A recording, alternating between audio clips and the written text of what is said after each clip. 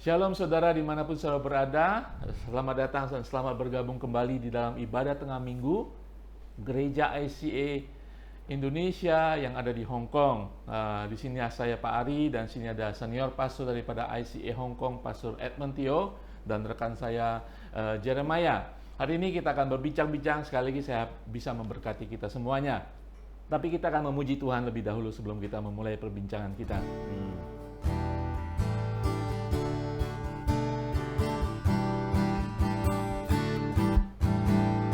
Kau ubah ratapku jadi tarian, Kau ubah rantai kabungku, Kau berikan sukacita, jiwaku bermazmur. Dengan segenap kekuatanku memuji-Mu Tuhan. Kau ubah ratapku jadi tarian, Kau ubahkan kain kabungku, Kau berikan sukacita, jiwaku bermazmur. Dengan segenap kekuatanku memuji-Mu Tuhan. Ku tak akan berdiam, memuji-Mu selalu. Ku bersyukur padamu selama-lamanya, amin. Ku tak akan berdiam, memuji-Mu selalu. Ku bersyukur padamu selama-lamanya, amin. Haleluya. Bapa di surga, berkati kami saat ini Tuhan, untuk kami boleh berbincang-bincang, membahas firman-Mu, hanya memuliakan nama-Mu Tuhan. Dan memberkati setiap jemaat Tuhan yang mendengarkan pembincangan ini, ibadah ini, di dalam nama Tuhan Yesus. Haleluya, amin. Saudara sekalian, hari ini kita akan berbincang-bincang mengenai sukacita. Sukacita yang diberkati karena kita berduka, saudara. Ya, berkat di dalam kedukaan kita. Ya, memang firman Tuhan ini kalau kita bandingkan dengan dunia memang kebalikannya, saudara. Ya, tapi firman Tuhan saya akan bacakan bagi saudara di dalam Matius 5 ayat keempat. Ini adalah bagian daripada khotbah di bukit di mana Yesus berkhotbah bagi jemaat Tuhan pada saat itu. 2 minggu lalu kita membahas tentang bagaimana kita miskin dalam roh untuk kita memiliki kerajaan Allah. Ayat keempat hari ini berkata, berbahagialah orang yang berduka cita karena mereka akan dihibur. Sekali lagi, berbahagialah orang yang berduka cita karena mereka akan dihibur. Ya, saudara, memang setiap orang berduka perlu dihibur. Tetapi di sini firman Tuhan mengatakan berbahagialah, diberkati orang yang berduka cita. Nah, firman Tuhan tidak mengatakan berduka cita apa gitu ya. Tetapi Pastor Edmund hari ini akan menjelaskan kita sebagai umat Tuhan, apa sih yang harus kita dukakan sehingga kita diberkati. Saudara mau diberkati, kita harus berduka cita. Tetapi berduka cita seperti apa dan macam apa, dan bagaimana kita bisa berduka sehingga kita sungguh-sungguh diberkati oleh Tuhan. Ini firman Tuhan. Pastor Edmund, silakan Pastor. Kalau dalam bahasa Indonesia itu ada itu suka duka ya. Artinya apa ya? Suka dan duka, ya dalam kehidupan kita ada suka dan dukanya. Iya. Jadi secara rohani juga ada suka dan duka. Ya. Bukan semuanya duka, bukan semuanya suka. Ya, suka dan duka. Jadi pertanyaan ini adalah apa yang harus kita suka, apa yang harus kita duka. Kalau di dunia seringkali sukanya yang salah, dukanya juga yang salah. Dua-duanya salah ya? Iya. Firman Tuhan katakan berbahagialah buat orang yang berduka cita karena mereka akan dihiburkan. Ya, akan dihiburkan. Nah, ada 3 jenis duka di dunia ini. Yang pertama duka alami. Ya, kalau kita kehilangan sesuatu, kita berduka. Itu normal. Ya, kalau kehilangan sesuatu kita tidak duka, itu tidak normal. Betul. Kita harus duka, kita tidak harus suka. Ya. Iya. Dan yang kedua, bila kita tidak dipenuhi, keperluan itu tidak dipenuhi, kita berduka. Iya. Ya. Kalau kita bersuka, itu juga problem. Kita harus duka, bukan suka. Kenapa Pastor sekarang saya potong? Banyak kesukaan kita juga jadi problem. Oh, karena kesukaan kita itu bukan kesukaan Tuhan. Ya. Jadi yang ketiga yang harus mau katakan tadi itu, kita harus dan hanya berduka rohani karena dosa. Nah, tadi saya katakan kita harus suka buat hal yang Tuhan senang, Tuhan suka. Ya. Kalau Tuhan duka, kita duka. Kita harus ikut berduka. Iya. Ya, itu dosa. Itu dosa. Ah. Nah, sesuatu yang menyakiti, melukai hati Tuhan, kita juga berduka. Ya. Kalau kita bersama-sama dengan Tuhan, buat sesuatu yang kita suka dan sesuatu yang kita duka, langsung Tuhan akan menghiburkan kita. Itu penghiburan Tuhan. Ya. Berarti kita mengetahui hati Tuhan.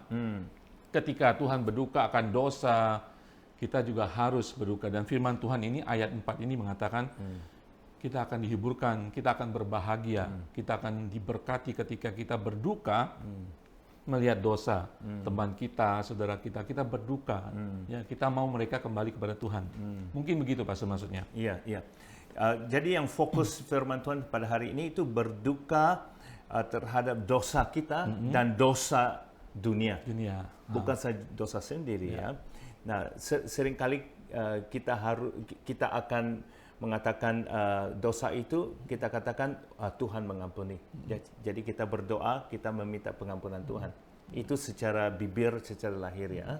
Tetapi yang paling utama repentance itu, pertobatan itu harus dari hati, bukan di luar. Ya. Kalau hati kita percaya, bibir kita mengaku, ya langsung ada keselamatan. Ya, itu dari hati. Jadi yang duka itu mengatakan sesuatu di hati kita. Hati itu harus duka karena dosa. Ya, ini yang sesuatu yang seringkali susah ya. Lebih mudah kita mengakui dosa, tetapi dilukai oleh dosa kita tidak sadar. Seringkali kita mengakui, tetapi orang yang dilukai dosa. Seperti kalau katakan saya sekarang menyakiti hati Pastor Ari ya. Nah, saya mengaku, tapi yang luka Pastor Ari yang lukai. Jadi saya harus merasai luka yang Pastor Ari rasai terlebih dahulu sebelum saya mengakui. Jadi itu sebenarnya berduka dalam hati. Itu duka. Ya. Seringkali kita yang berdosa tidak menyadari atau tidak tahu lukanya bagaimana dalam ya. Orang lain yang mengalami.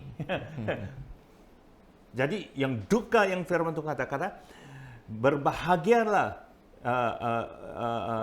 diberkatilah orang yang bisa mengalami luka dosa yang dia lakukan.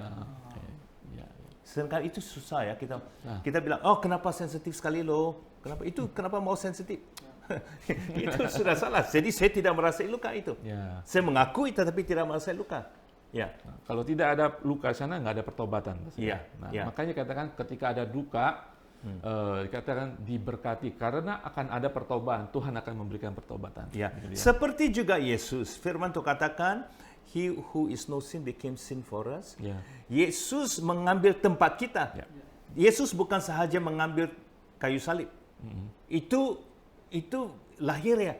Tetapi Yesus menjadi seperti kita dan mengambil tempat kita semua. Jadi Yesus merasai dan dilukai oleh dosa-dosa kita. Langsung dia di kayu salib, dia tidak bersukacita ya.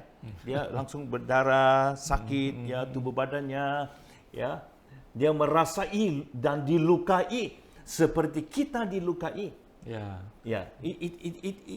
Kalau seseorang itu bisa merasai luka dosa, dia pasti bertobat, dan pasti pertobatan ini efektif. Hanya pengakuan ini biasanya tidak efektif, tidak berkesan.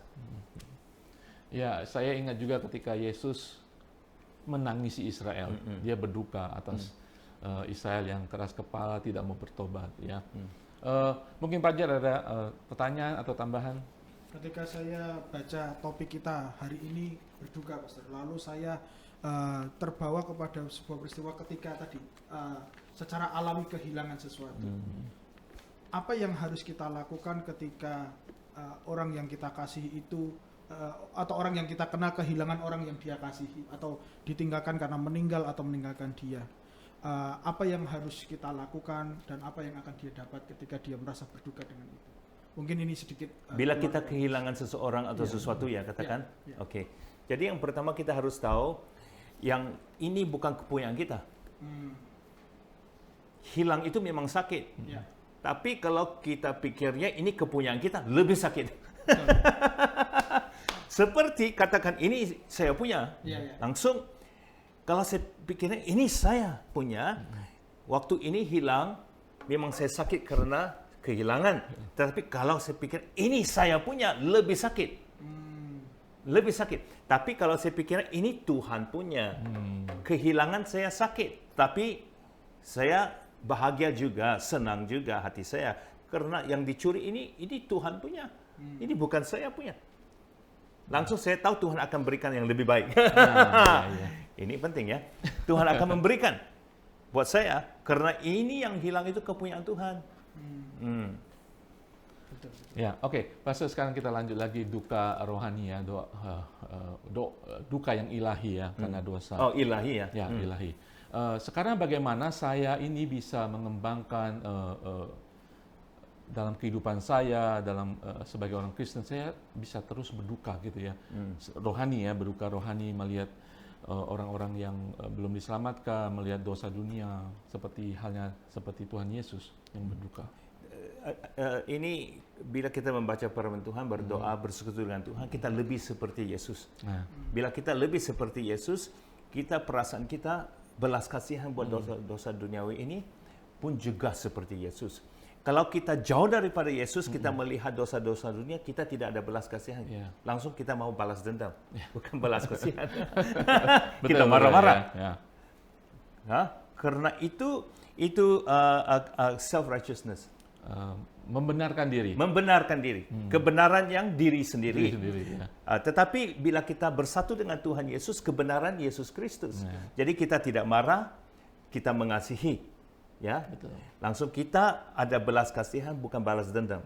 Ya, ada yang mengatakan memang semakin kita dekat dengan Tuhan, semakin kita mengerti hati Tuhan, dan kita bisa melakukan apa yang Tuhan lakukan, merasakan apa yang Tuhan rasakan, dan seperti halnya Tuhan melihat dosa, ya, bahkan kirim Yesus ke dunia, ya, sebagai anaknya.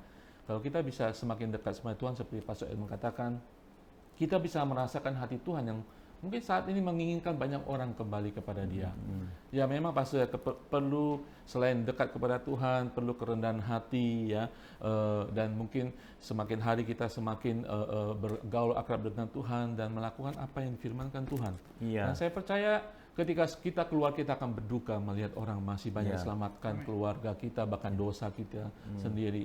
Ya, ini sangat penting. Kalau kita tidak bersama Yesus, kita melihat dosa duniawi, kita balas dendam, langsung kita menjadi itu dosa kita sekarang. Iya, kita menjadi hakim dan malah tambah dosa. Ya, kita lebih berdosa lagi sekarang ya. Tetapi bila kita bersama Yesus, kita menguasai, we overcome sin ya. Ya, kita overcome sin, mengalahkan dosa, bukan dikalahkan oleh dosa. Ya. Betul. Ya. Sungguh menarik saudara hari ini ya, firman Tuhan mengajak kita berduka. Ya, kita mengalami kedukaan secara alami ya, kita kehilangan sesuatu dalam kehidupan kita, kehilangan orang-orang. Yesus berduka secara alami ketika Dia menangis di depan kuburan Lazarus ya. Tuhan Yesus memberikan contoh, tetapi ada satu duka yang harus dimiliki setiap orang percaya, itu ketika kita berduka secara ilahi, yaitu berduka ketika kita melihat dosa-dosa dunia.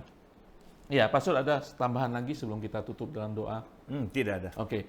Saya ada permohonan doa dari jemaat, mungkin Pastor bisa. Ada? Ya, ada. Oke. Ada saudari kita namanya Heni. Ini. Dia rindu keluarganya mengenal Yesus.